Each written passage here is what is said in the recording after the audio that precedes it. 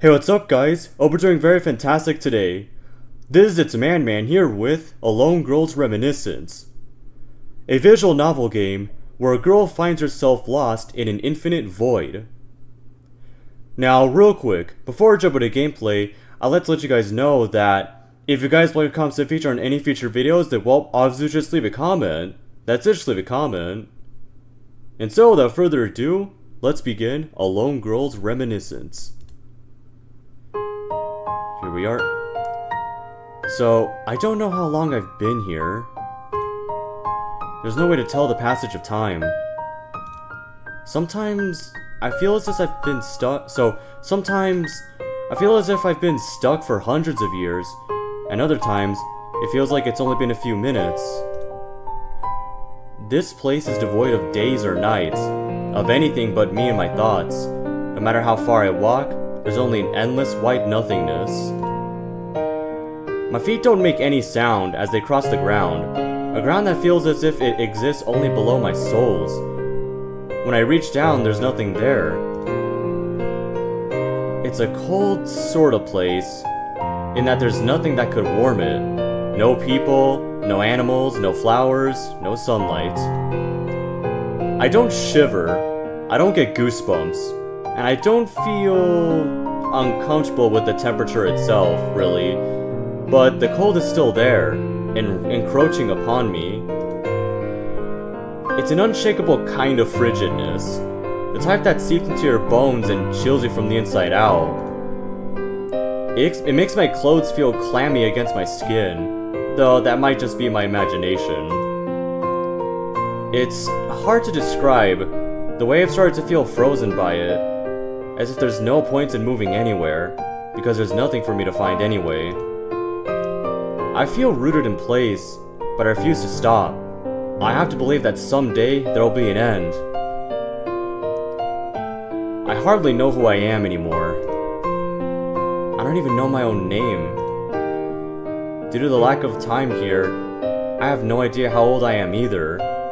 I think I was in my late teens before I arrived, but that doesn't seem to fit me like it used to. It's not that I feel older or younger, it's more so that the concept of age feels incongruous with me. I know what I look like, at least. I remember my face, recollections of brief glances in mirrors and passing windows. I'm not sure what I would have done if I didn't even have that much. I can't remember the face of anyone else I've ever known, though, or their names, but that's more expected.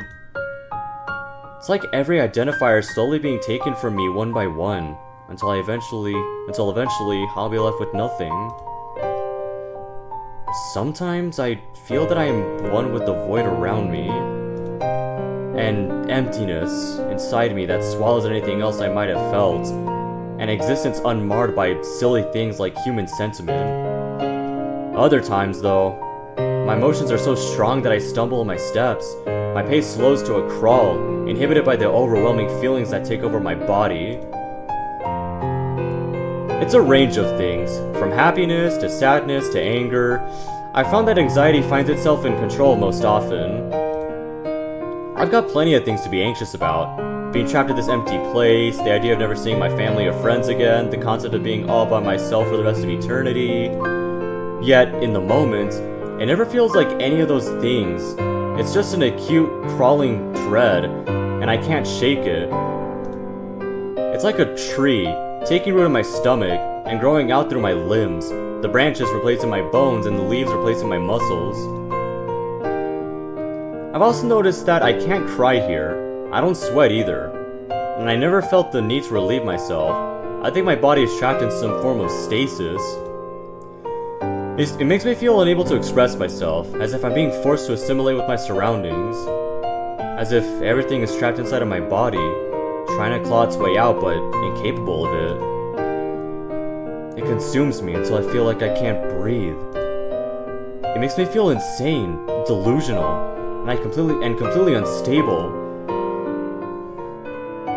I think that's why I'm telling you this. The imaginary you.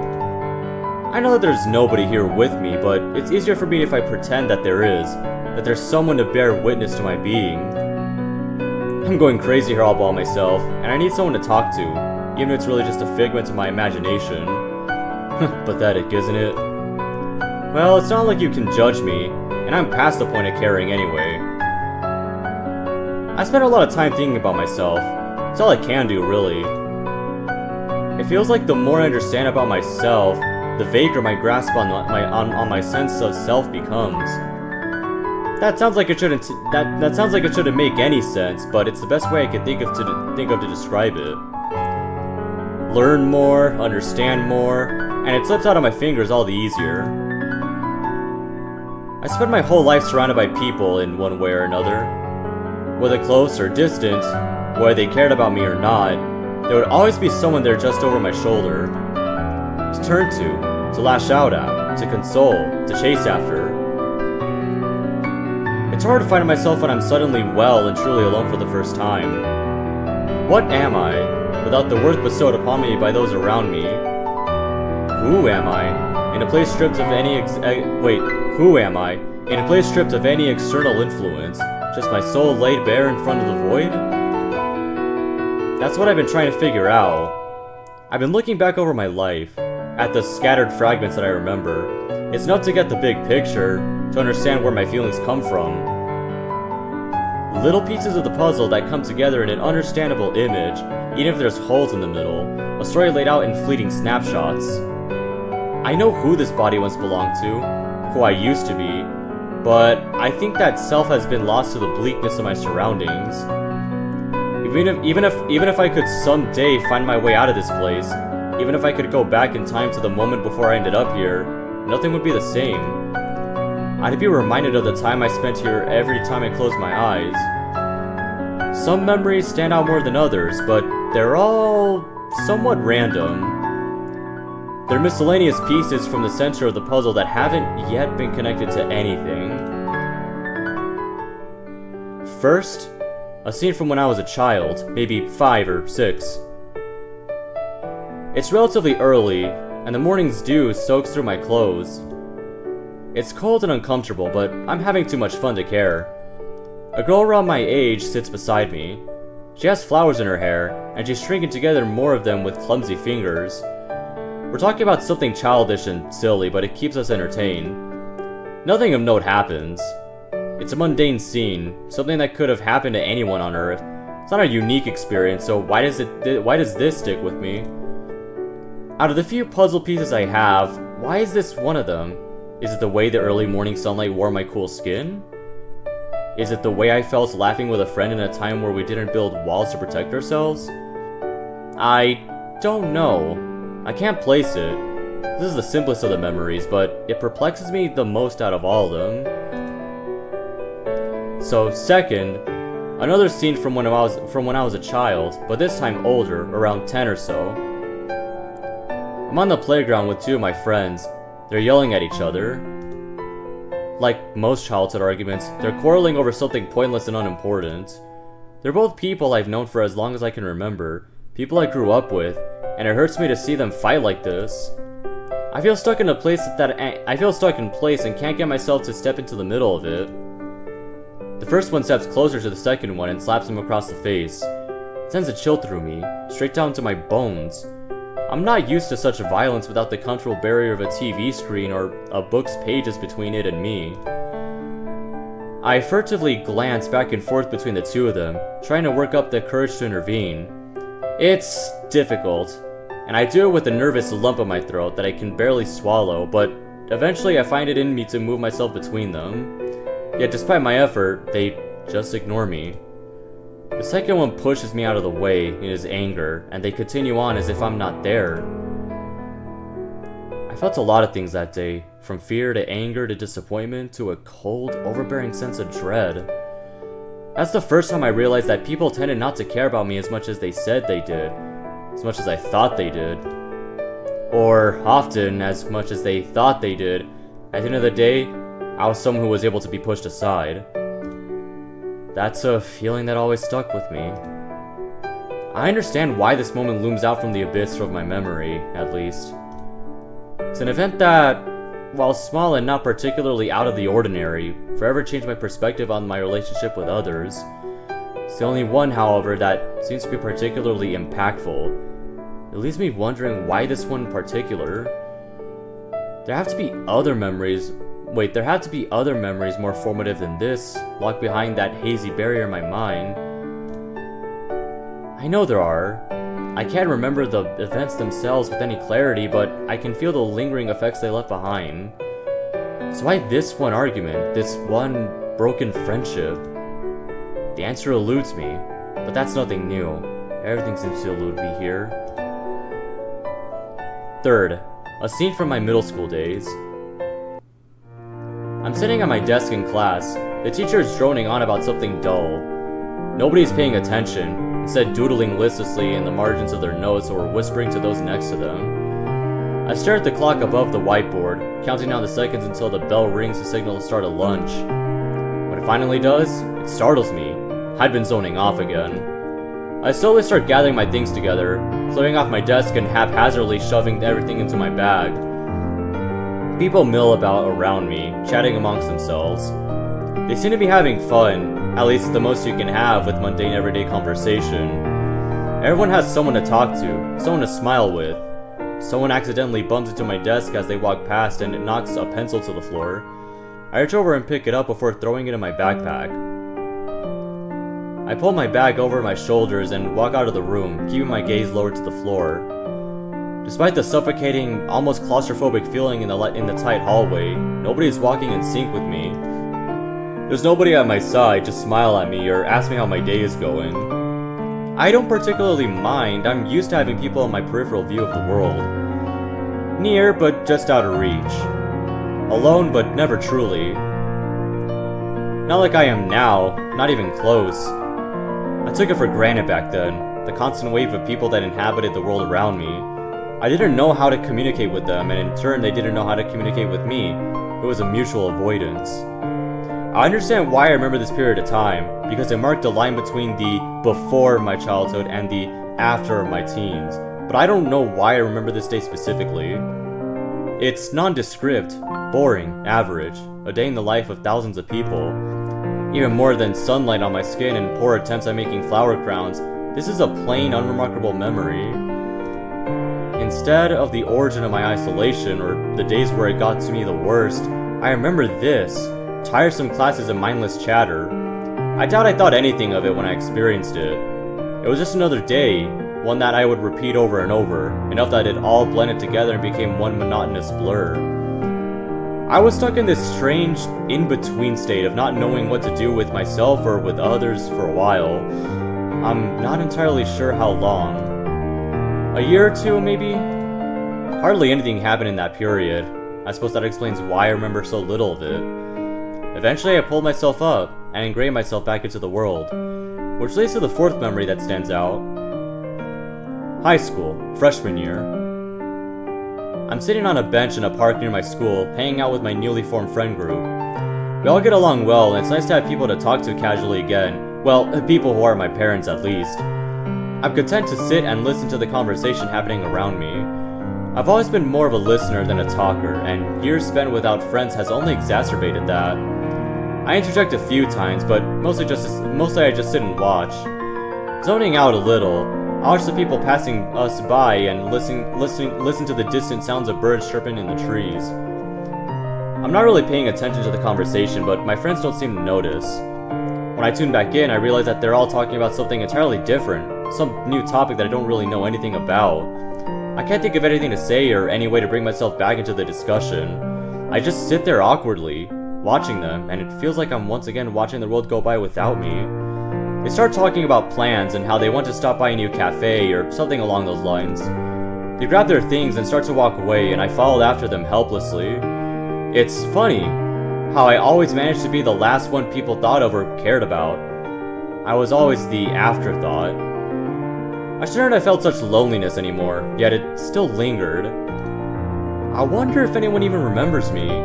Have I been here long enough for everyone in my life to stop caring? To move on? I think it would probably be easy. I never had that much of a presence. I was there, but fleeting. I didn't keep friendships for long, and I didn't have a role that couldn't be easily filled by someone else. It's not that people didn't like me, I always made sure to be as nice as I could and stay out of everyone's way. It's more that I just never stood out, destined to be a shadow chasing after others' light. On the inside, I always yearned to be the center of attention, someone everyone was envious of. I wanted to be someone others looked up to. I never achieved that, of course, I didn't have the courage to try. I always faded into the background instead, like that day in the park. Seems all those memories are rather mundane. They get their intent across, though. Maybe that's the point. Reflect on your life through everyday occurrences instead of the big moments. Who are you in between? Who are you in the times where nothing seems to matter, when you're mindlessly going through your daily routine? What are your trivial struggles, the things that pile up bit by bit to form the outline of who you are today? Maybe that's how I should be. Maybe that's how I should be thinking of it, instead of wondering why these memories specifically remain clear. There are more memories, ones I haven't spoken about. I'm not quite sure how many. Getting rather tired of relaying them, however, and I don't think more boring glances at my life will do anyone any good. You don't need to hear about the various times I was hanging out with someone You don't need to hear about the various times that I was hanging out with someone or other, or the tiresome conversations I had with my parents. Although, I guess it doesn't matter what you need to hear. Imaginary people I made up don't need anything that I don't want to give them, and I don't really want to talk about myself anymore. What else is there to talk about then? There's not exactly much happening around here, and you're not the most riveting conversation partner. I haven't been able to keep up with any of my favorite TV shows, and I haven't had the chance to pick up any books I was thinking of reading. Actually, I wonder how the novel I was in the middle of... I wonder how the novel I was in the middle of before I wound up here, and it was quite the fascinating story. So, it followed a princess who broke herself out of the tower she was trapped in and set out to explore a world she knew nothing about. She spent time adventuring through different places with varying landscapes and cultures, and getting to know all sorts of people. It was a masterclass in world building. You know, the princess is a bit like me, in a way, though my current journey is much less action-packed. Not even sure I'm actually going anywhere. There's nothing to indicate I've really been moving at all. Maybe I'm more like the princess before the book started, trapped in a little tower without the knowledge that there's a much larger world out there, if only I could reach it. I don't really feel trapped though. This place is vast, with no end in sight. It feels empty and sometimes oppressive, but it doesn't feel confined necessarily. It's weirdly freeing, actually, to be in a place all by yourself like this. Not to say that I like it here, because I don't. But still, there's something to be said about a life where nobody can touch you or influence you, where you have all the time in the world to think about whatever you like. I'm talking about myself again, aren't I? There really isn't any other option, I suppose. Doesn't matter. There's nobody here to tell me that I'm being self-absorbed or making everything about myself. I'm the center of this world, in a sense.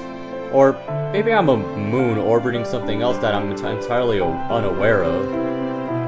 It wouldn't make a difference either way. I wonder how things are going outside. Is it raining? So hot nobody wants to leave their homes? What season even is it? Last I remember, it was autumn. The leaves were just starting to change from green to orange, and the first cold winds were blowing in from the mountains. The environment never changes here. The stillness of it all is almost suffocating. I think about how long I've been walking, how exhausted my legs are. The weariness weighing me down must be psychological, because I don't think I'm capable of straining myself. Regardless, it's heavy, and I'm so very tired. Maybe I should just give up and accept my existence here. There's no exit, is there? Surely I'd have found it by now. My steps start to slow, my stride shortening. Giving up sounds quite nice, really. I could sit down, lay down, even, lay my weary head to rest. But if I do that, what have I been working for until this point? Has it all been for nothing? Maybe I should have given up right away and spared myself the effort. I should consign myself to the loneliness, to the freedom of being completely and utterly isolated. I'm used to it now. It's not worth continuing on anymore, right?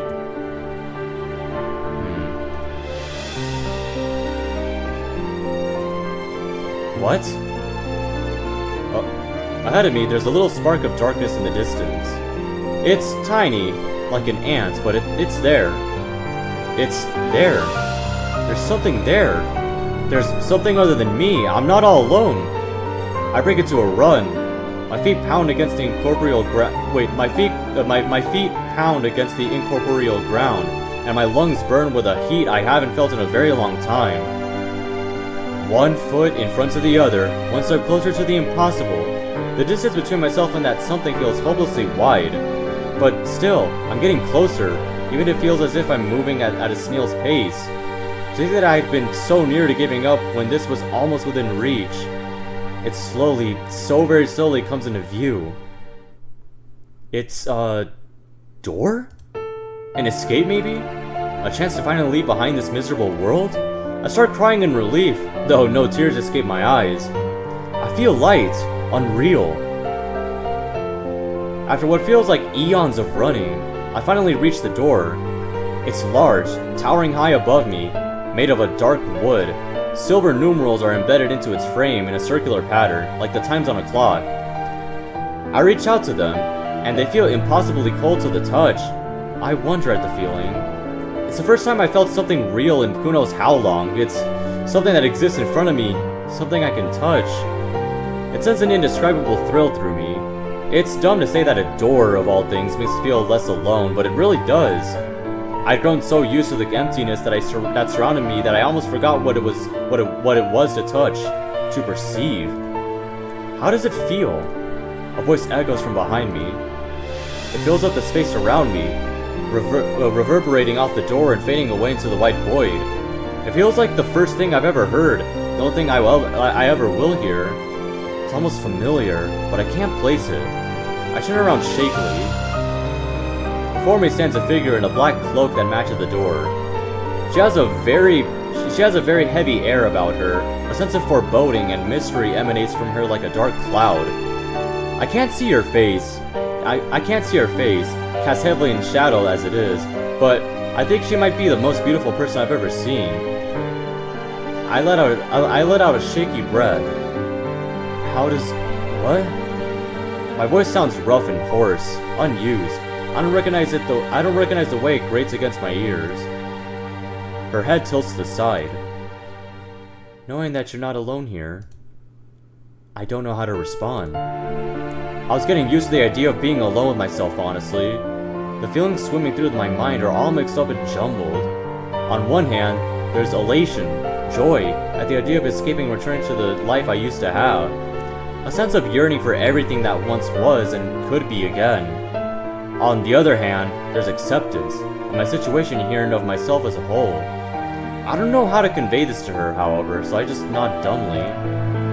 She seems to understand. She nods back at me and she smiles. Are you ready to leave then? Have you gotten all you need here? All I need? What have I really gotten here? A twisted view of myself, refracted across countless mental mirrors and tossed back in my face. A loss of connection and identity and being. Time to reflect, maybe, although probably too much of it.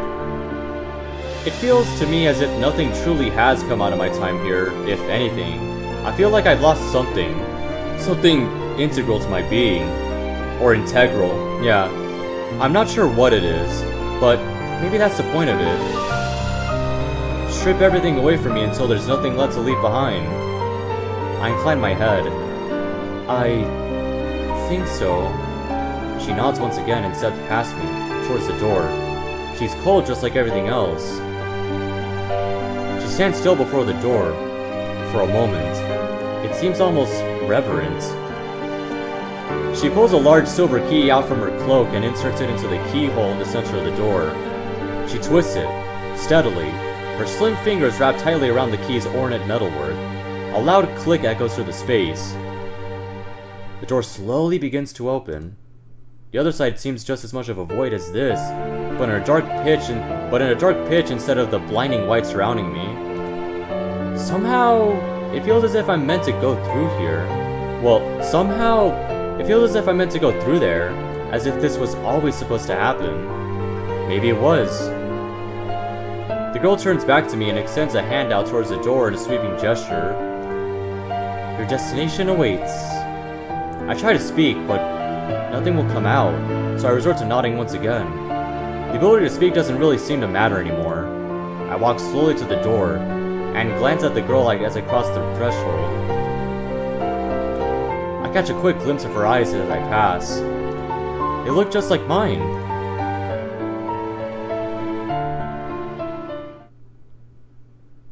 So what's gonna happen now? I don't know how long I've been here. There's no way to tell the passage of time. Sometimes I feel as if I've been adrift for hundreds of years, and other times it feels like it's only been a few minutes. This place is devoid of days or nights, of anything but me and my thoughts. I don't mind though. It's peaceful. I don't have to think of anything I don't want to. I can close my eyes and lose myself in the darkness. I don't know where I am, or who I am. I find solace in my lack of identity, wrap my unknowingness around myself like a blanket. This is not a place where trivial things like that have any bearing. It's warm here, and that warmth permeates throughout my body like sunlight. There is no sunlight in this world, of course, but that's okay. Sunlight's not something I need. I don't find myself in need of anything. Rather, despite the lack of anything but myself, I find myself perfectly content with my existence here. It's a wonderful feeling. Contentedness. I don't know where or who I was before I arrived here, but I get the sense that I was not truly content, with myself or with others. Sometimes I pity that version of me, but I find it unseemly to dwell in such emotions. Where I was in the past doesn't matter, just as where I am now doesn't matter. Time stretches out to infinity and snaps back to a single point. Over and over in a meaningless cycle. Nothing will change here, and I'll never leave. That's just the way of things. I'm satisfied with that. I am in a world all my own. Huh. Dang. Oh my goodness. So, I'm guessing that this void, or these voids, I should say, that this girl finds herself stuck in, like, I think that they're supposed to represent how, like, I guess like throughout her life she basically felt like invisible. Meanwhile, because the very first memory she was able to recollect was about how someone like actually, you know, treated her like a friend, like back when she was like a little you know, child, how she was sitting in the grass and someone was actually talking to her face to face and actually engaging in an activity with her.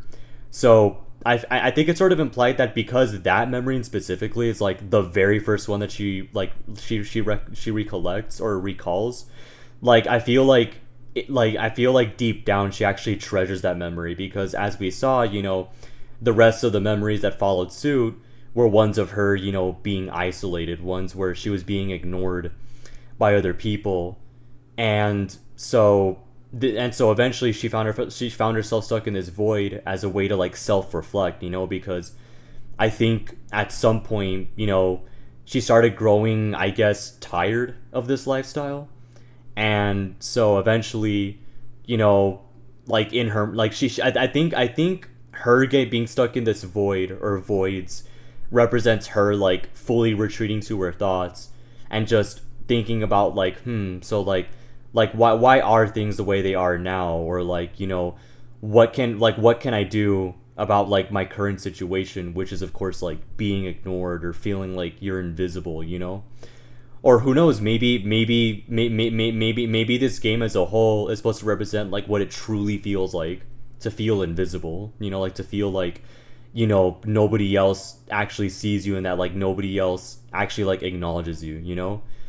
Because I mean, like, you know, I mean, because, you know, like using personal experience, it's like, yeah, you know, like I get it, like, you know, it's always like on the surface it may not look like it, but deep down it's like, you know, you can't help but feel like really, really bad. You know, you can't help but like feel really bad, you know, for yourself, you know, because like it's like, hey, wait a minute, you know, like why isn't this person acknowledging me, or why are they just ignoring me, or, you know, And sometimes even when sometimes again, like speaking from personal experience, like even like sometimes even if sometimes even when someone does acknowledge you, it's like, you know sometimes they may do it in a way where it's like, they only pay attention to you for like a split second, then afterwards it's like, oh, like now all of a sudden, like poof, like you're gone, like poof, like you're not there anymore, and it's like, so because like during the game, right, she also mentions how for the longest time, like she expressed a desire to like actually be at the center of attention, because you could say that like over time she began to crave like receiving attention like more and more and more, because it's like, you know ever since like after that day, like after that first memory of hers, basically like from that point forward, like she didn't receive like any attention like outside of like her parents, because she did say that like the only other people she really did talk to and really did have like conversations with like were her parents, and that was it, like in terms of like, with friends or like people like other people, like strangers, or like, her classmates, or just anyone else like outside of her family, like, she was kind of like, again, like she felt like she was invisible, she felt like nobody was acknowledging her like at all, um and who knows, what else, I guess now that I think about it, like I guess this void is actually supposed to represent like her eventually becoming content with it. I mean, obviously, yeah, like there is some pushback, because obviously, like she still has that inner desire to like to leave this void, or I guess like this metaphorical void, and like finally experience what it's like to actually like have someone care about you again. And but then eventually, she's like, what, after acclimating to her surroundings, she realized like, hey, what, like, maybe I like this, maybe I like, being left alone to my thoughts like this, because it's like, as we saw, for her, it's like it's like freedom for her, like she actually feels a lot more free and a lot more lively being alone to her thoughts with no one else to judge her, because it's like, hey, in a way, she's able to express herself fully now, like no, there's no one to judge her, there's nothing to make her, well, there's literally nothing to make her like feel self-conscious about herself. It's like now she's like, hey, I think I actually kind of like this, like I like being in this, void, whether it be like a literal or a metaphorical void, because like being alone like this, it gives me that freedom, to express myself, so I mean, with all that being said, I mean, dude, excellent story, and you know what, I'd say that the symbolism in this story is just, it is perfect, honestly, like it's actually perfect. And as I said earlier, like I like how like I like the way that that the girl's experiences are told to us, because it's like it's told to us in a way where like we could actually we could actually relate to her, like to a certain degree, like she tells her story and her memories in a way that we could somewhat relate to her. And it's like, I mean, dude, like the symbolism in this story, and really the figurative language in general, as well as the relatability of it. It's like, that's what I like most about this game. Like that's what I like the most about it. And the artwork, I especially really like this art style. And you know what, my favorite part about this girl's character design are her eyes, or like her eyes and her eyebrows. Yeah, her eyebrows. Yeah, that's my favorite part about this girl's character design, her eyebrows. Yeah. Like I like how they're actually drawn to look like ovals, like thick ovals. Yeah, I really like it. I really like it, especially because like the way that her eyebrows are drawn, it kind of reminds me, like, I don't know, like it kind of gives me it kind of reminds me of like those, of like like it kind of reminds me of like it kind of reminds me of like the artwork that you would typically see like in your childhood. Like it kind of gives me like childhood vibes, you know? Yeah, like it feels like the kind of like design. It feels like the kind of design choice that you would see like in a piece of media from your childhood, you know? Yeah. And I mean, yeah, dude. I mean, I don't know if I'm explaining it properly. I don't know if I'm like getting like I don't know if I'm like getting it across properly, but yeah, you know, like in general, I just really love this character design and the art style as well. Like how the line art is done, how the and the colors and shading too. The colors and shading, and just the character design as a whole, especially the eyebrows. Yeah, and so yeah, you know, to the developer, keep up the fantastic work. I mean, cause I checked their Twitter page, and the developer is like they're also like an artist as well. And yeah, dude. I mean, as always, I'll leave a link to this game in the description down below. You could also check the developers like itch.io profile like for their socials as well. And man, honestly, I highly recommend you give their I highly recommend that you give their work a look, you know, because I mean, honestly, dude, like I really love their artwork. I really love this game, you know. And yeah, you know, to the developer, keep up the fantastic work. I really love this story. And yeah, you know, I really enjoyed it. I really enjoyed reading through this story. Yeah. But anyways, that's it. So this was A Lone Girl's Reminiscence, a visual novel game played by the man himself. Like, comment, share, and subscribe. And finally, as all you gamers say, peace out and stay gnarly, amigos!